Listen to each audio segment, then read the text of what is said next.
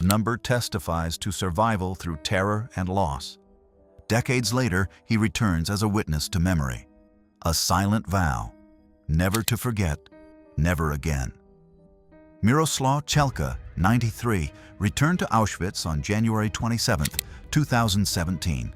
He was born in Sosnowiec, Poland, and survived the Holocaust's horrors. Walking the grounds, he remembers hunger, fear, and the endless despair. The empty barracks whisper of lives stolen and futures erased. His journey back is both painful and deeply necessary. By visiting, he honors victims and carries remembrance into the future. John Hajdu sits quietly, holding his small childhood teddy bear. The toy traveled with him when he fled Hungary as a refugee. It crossed borders, carried in fear, hope, and a child's small hands. Now, decades later, the bear remains a witness to survival's story. Worn fabric and seams preserve memories of flight and resilience. John's gaze reveals gratitude, sorrow, and the weight of remembrance. A simple toy becomes a symbol of endurance and human strength. A family portrait unlike most, pieced together after loss and survival. Ziggy Schipper's loved ones could not all gather for one photograph. Instead, separate images were joined, forming a single, imagined family frame. Each face carries its own story of hardship, hope, and memory. The portrait bridges absence, restoring unity against history's brutal separations. Arthur Edwards' work turns fragments into wholeness, a tribute to resilience. It stands as both remembrance and healing, giving Ziggy's family permanence. Saul Erner sits surrounded by the love of his granddaughters. At just 5 years old, he fled Belgium with his family. His mother and sisters escaped, carrying hope across borders of fear. His father, however, was killed by the Gestapo, a loss eternal. Now, decades later, Saul's survival lives on through generations beside him. The portrait by Cian Bonnell captures both memory and continuity. It speaks of tragedy endured, but also of life reclaimed. June 6, 1944. Chaos churns in the surf off Normandy. A landing craft sinks. Men fight against waves and steel. Others wade back, pulling survivors toward fragile safety. Exhaustion mixes with relief as boots touch sand. These rescues remind us, amid war's fury, human bonds endure. Each saved life carries the promise of another tomorrow. June 6, 1944. U.S. troops wade ashore at Normandy, waves breaking around them. Each step forward carries the weight of history.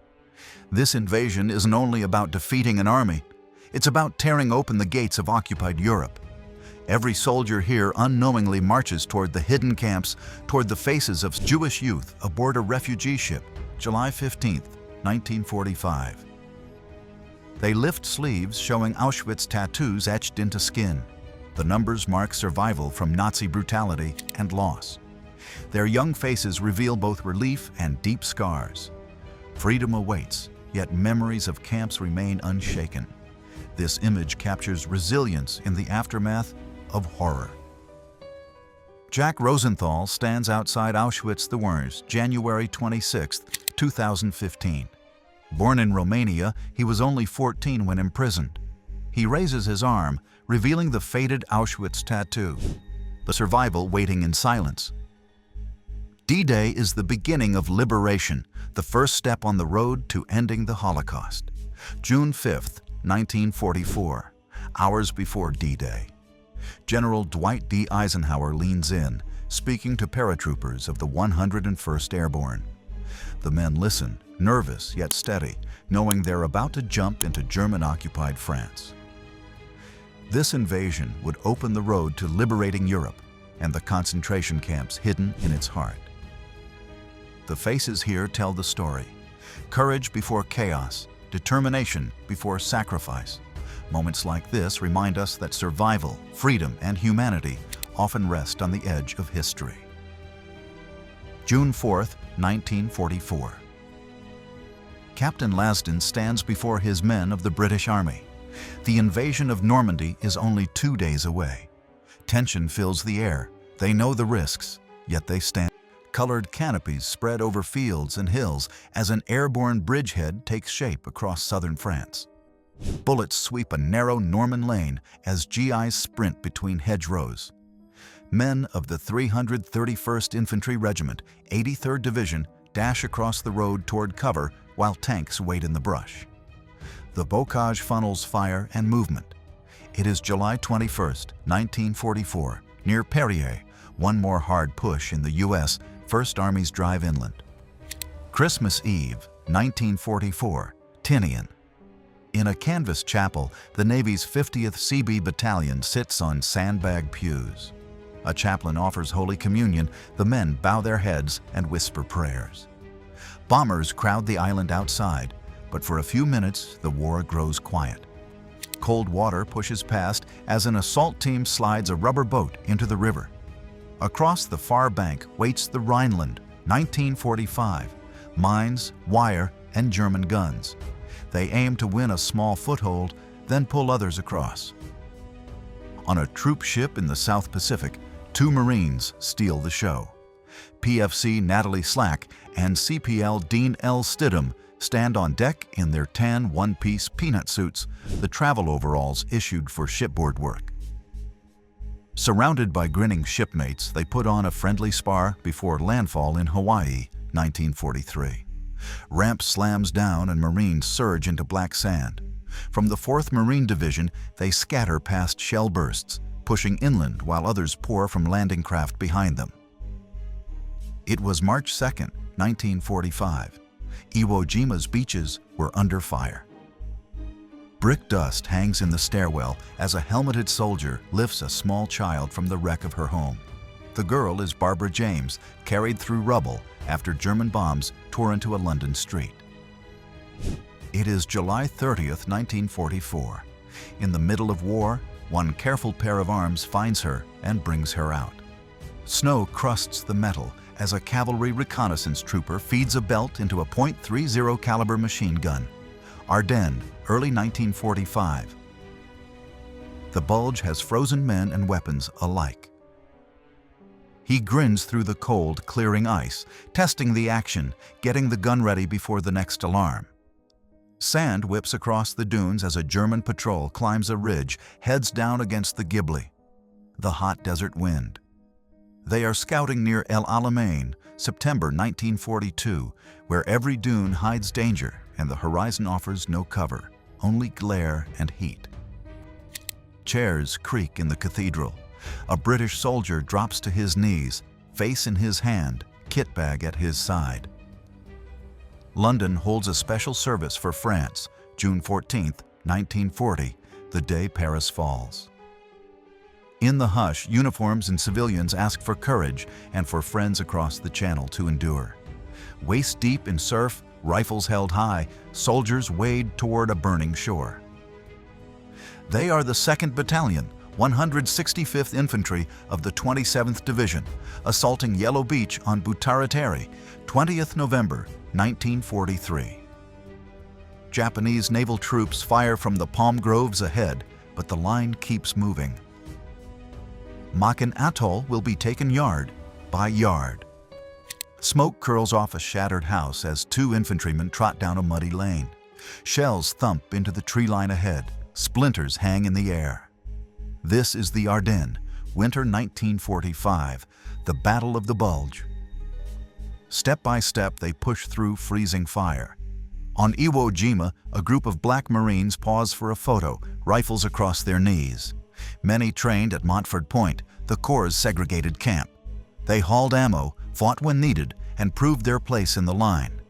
Their courage pushed the Corps toward integration after the war by 1949. Smoke swallows the skyline as Soviet infantry crawl over broken walls toward a shattered apartment block. Stalingrad, winter 1942-43. Every room is a bunker, every landing a trap. Men fire from windows burned to the frame, while others rush the doorway with grenades. On Independence Day, 1944, the U.S. The Marine takes a break on something no bench could match, an unexploded 16-inch naval shell left by offshore guns. Raymond Hubert sits carefully and knocks 3 days of sand from his boondocker. The island fight grinds on around him. For a minute, he cleans, breathes, and gets ready to move. May 1940. Germany's Blitz cuts Allied lines in Belgium and northern France. At Dunkirk, stranded troops crowd the sand and wade into cold water, eyes fixed on the horizon. Operation Dynamo begins. Destroyers, trawlers, and little civilian boats shuttle non-stop under fire. Across 9 days, more than 338,000 men are carried home.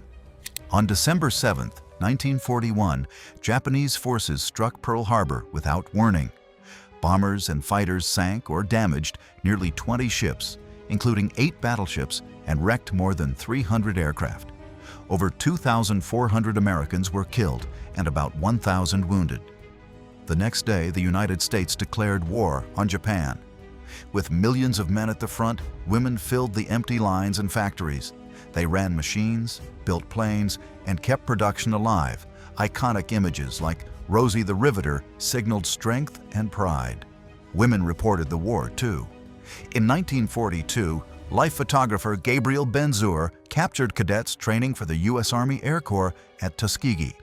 They would become the Tuskegee Airmen, America's first black military pilots.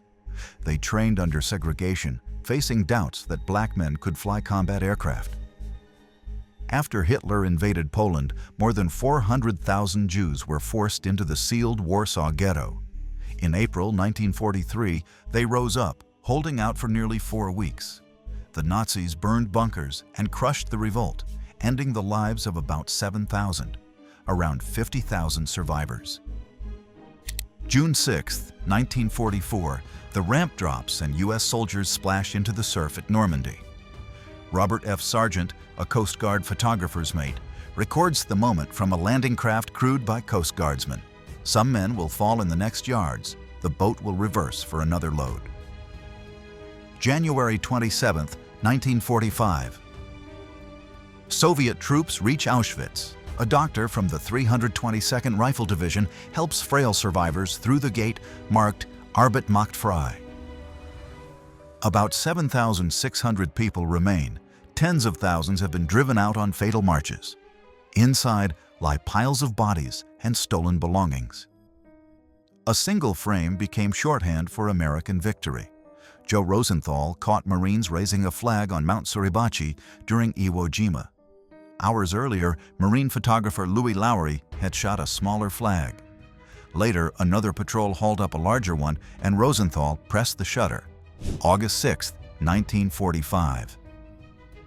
A B-29 called Enola Gay releases Little Boy over Hiroshima. The bomb detonates about 2,000 feet up, a blast equal to roughly 12 to 15,000 tons of TNT. A mushroom cloud climbs as the city breaks. About 80,000 die at once, many more from radiation after. Nearly 9/10 of Hiroshima is wiped out. Black sand sprays as a Marine with a flamethrower moves toward a cave. 2 riflemen crouch close, watching the ridgeline and doors. It is Iwo Jima, February 1945, fire used to clear bunkers and tunnels while the squad shields him for a few hard yards. On the windswept deck, pilots crowd around their flight leader for final words. Maps unfold, targets in Tokyo marked. Crews check straps and radios. In minutes, they will launch from the carrier, lift off in a staggered line, and carry the war straight to Japan's capital. Wind turns the camp into a blur. Sand rakes the barracks at Manzanar, a war relocation authority center where Japanese Americans spent the war. Guard towers watch through the haze. Behind the dust are lost homes, closed shops, and years taken by fear. Dust hangs over broken stone as Canadian infantry move down Rue Saint-Pierre. Storefronts are ripped open, walls bitten by shells, a church spire jagged against the sky. Days after D-Day, the fight for Caen has shifted. The Germans are gone, but danger is not. A canvas tarp becomes a roof. Packing crates become an altar. A Navy chaplain lifts the chalice while Marines kneel on coral dust and lean on rifles. Outside, guns thud over Saipan's ridges. Inside this makeshift church, voices answer. For a few minutes, the island feels almost godly. After the attack off Okinawa, smoke hangs over the sea as sailors form a human chain between ships. Stretcher after stretcher crosses from USS Bunker Hill to the cruiser USS Wilkes Barre. Burned and shocked men grip blankets while corpsmen talk them through the sway. She stands in a crowd on a Sudeten street, arm raised in a stiff salute. Flags hang from windows. Cheers drown the fear. It is 1938, after the Munich Agreement, when the region is taken into Hitler's Reich. For some, welcome. For others, warning. The pose is simple. The choice behind it will cost lives.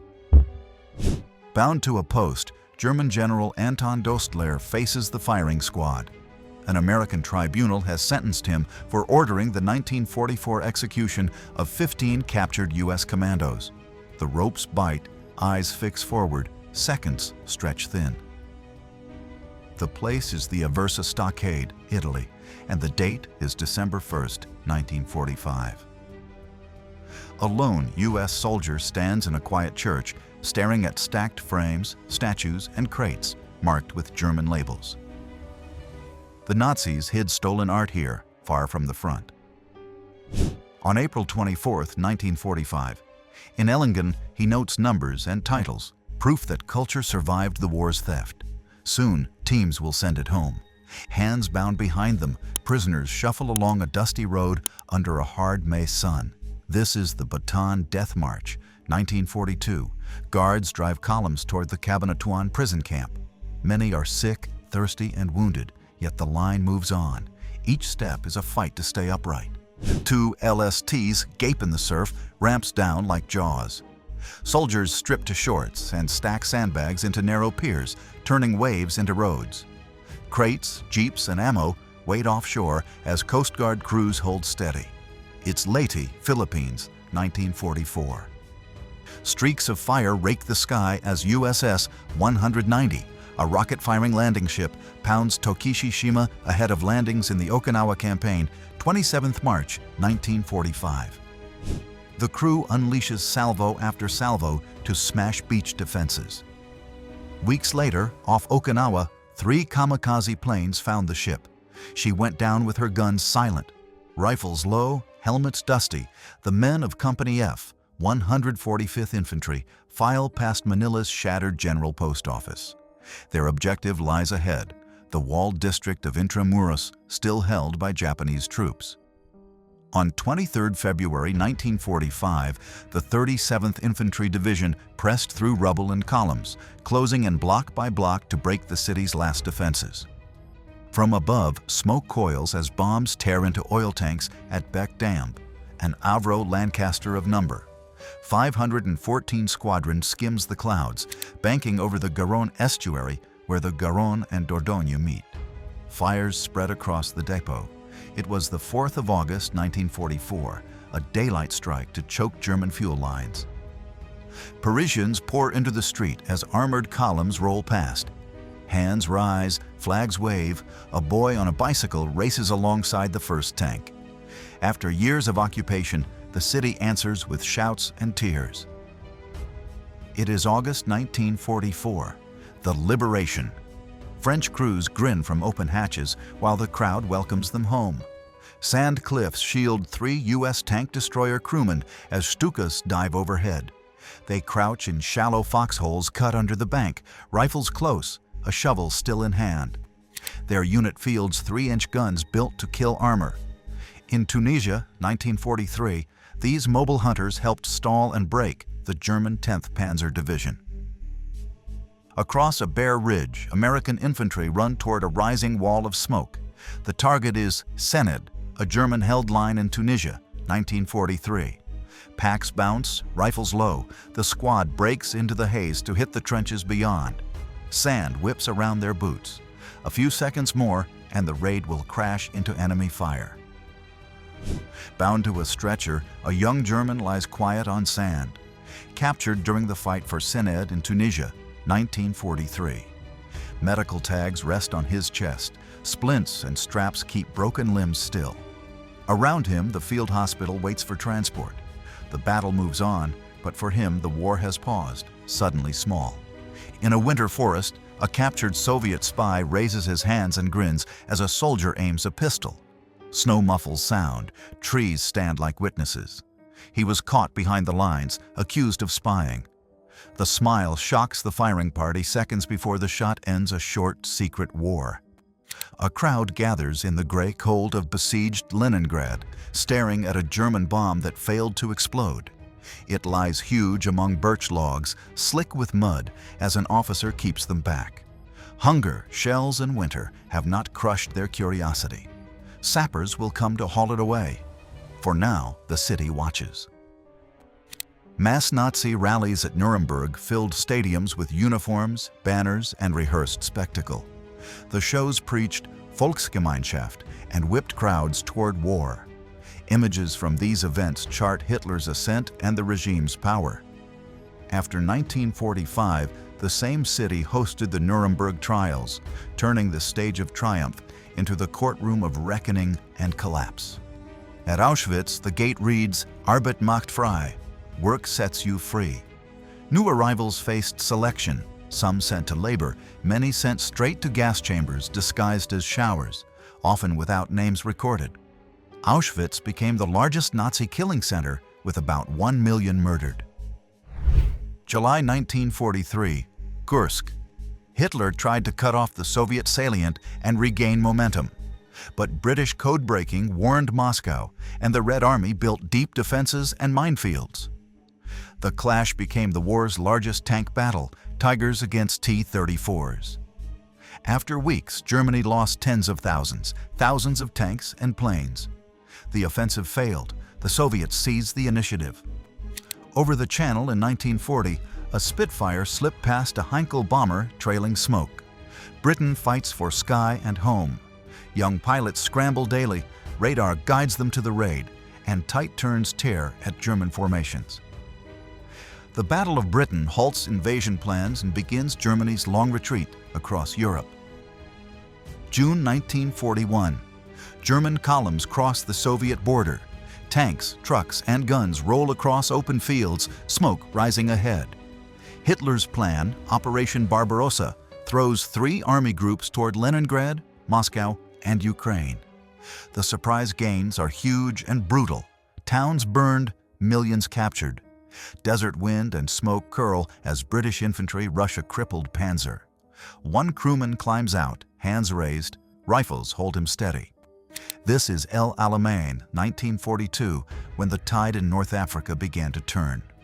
Months later, the advance would sweep west, and by the spring of 1943. Stalingrad, 1942. A German infantryman peers across a city, smashed to concrete and smoke. Here, the 6th Army bled out, more than 1 million dead on both sides. Some 300,000 Axis troops were encircled, about 90,000 surrendered, and only a few thousand ever saw Germany again. Roughly 25,000 wounded were flown out before the last airfield fell. June 25, 1940. France falls, stunning the world. A nation famed for strength and its Maginot Line expected a long fight. Instead, German armor raced through the Ardennes, cut behind defenses, and overran the country in little more than 40 days. The Blitz shattered old plans, and Paris saw enemy troops on its streets again. Hiroshima was the first city hit by an atomic bomb. Almost everything was flattened. A few shells of buildings stayed. The blast and heat erased people, leaving only dark shadows. Many who lived through it later died from radiation or had children with injuries. An accidental frame holds the mood after World War II ended. For 6 hard years, life bent under rationing, fear, and separation. Many men returned changed. Many never returned. In Times Square, a sailor grabs a nurse he doesn't know and kisses her, swept by relief. In a clearing strewn with felled trees, a German soldier kneels beside a small Russian child. He breaks a loaf and passes a piece into tiny hands. The front is nearby, the winter sharp, and both look tired. Hunger, not uniform, sets the terms, and a quiet kindness answers it. On a grassy slope, Red Army soldiers aim their rifles into the sky. Enemy planes circle somewhere above the village. Without a gun battery nearby, they use massed small arms fire to drive off low attacks, a common tactic on the Eastern Front.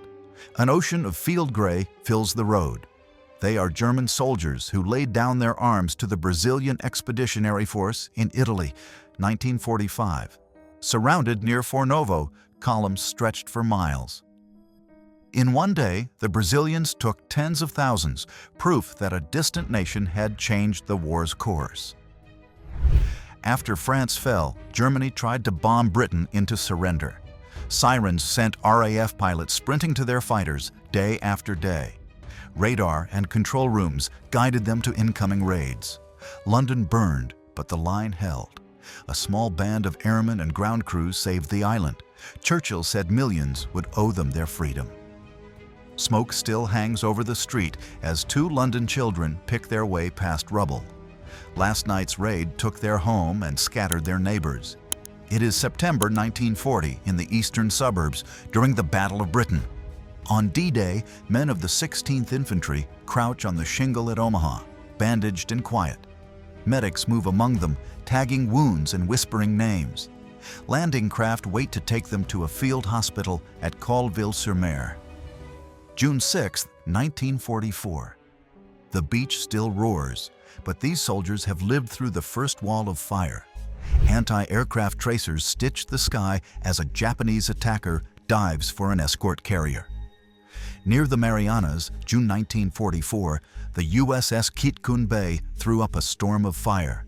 The plane breaks apart and smokes into the sea, while sailors reload and scan for the next speck on the horizon. Tears edge his face as boots echo on Paris streets. German columns roll past him, flags sharp, rifles steady. The city fell, June 14, 1940. Crowds stand silent, some stare, some turn away. He stays, watching the march and mourning a country taken in weeks. A Marine edges toward a dark hillside cave and calls out softly. A woman steps forward, 4 children behind her, a small dog pressed close. The patrol lowers their rifles and waits. It is Saipan, June 21, 1944, with the battle raging outside, but here the moment holds, a meeting of fear, caution, and fragile trust. A line of weary GIs pauses on a winter road as cooks ladle soup into mess kits. Steam rises into the frost. Helmets and scarves crowd the pot. They are men of the 347th Infantry heading toward La Roche in Belgium, January 13, 1945. Through a street choked with smoke, U.S. infantry slide along walls while a 22nd Tank Battalion Sherman grinds forward, turrets searching for threats.